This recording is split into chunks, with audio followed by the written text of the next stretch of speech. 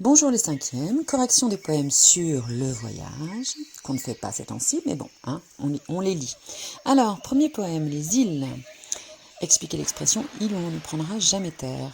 Sont-elles connues et explorées ces îles? Alors, ce sont des îles, effectivement, où on n'ira jamais. Donc, vers 2, jamais terre. Vers 3, on ne descendra jamais. Et on a un peu l'explication dans le vers 4, couvertes de végétation, c'est-à-dire elles sont inexploitables par l'homme, donc on n'y va pas. Donc c'est pour ça qu'elles ne sont pas connues ni explorées. Et puis, il y en a tellement, des archipels entiers, on ne peut pas toutes les visiter. Question 6. Le geste final du poète permet-il d'aller jusqu'à l'île? Pourquoi? Donc son geste final, c'est de lancer ses chaussures par-dessus bord et donc en fait de descendre du bateau. Comme il descend du bateau, alors il a beaucoup plus de chances de visiter ces îles, mais on note quand même qu'il dit « car je voudrais bien aller jusqu'à vous ».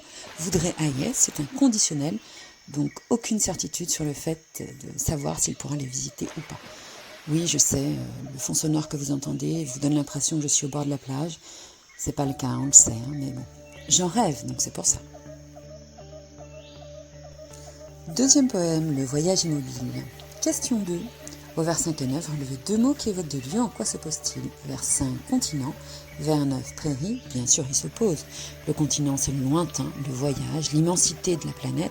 La prairie, c'est la maison, la proximité, le petit endroit un petit peu cocooning, on va dire. C'est la maison. D'accord? Donc, il se pose. Question 5. Pourquoi le fait d'observer l'horizon permet-il au poète de voyager en restant immobile? Observer l'horizon égale rêver. On n'est jamais emporté aussi loin, aussi fort, dit-il, que quand on rêve. Donc, conclusion très adaptée en ce moment, on rêve, et après on mettra en action. Vous avez le temps de rêver, rêver à vos voyages à venir, rêver à ce que vous ferez, et bientôt tout ça va revenir. Bon courage!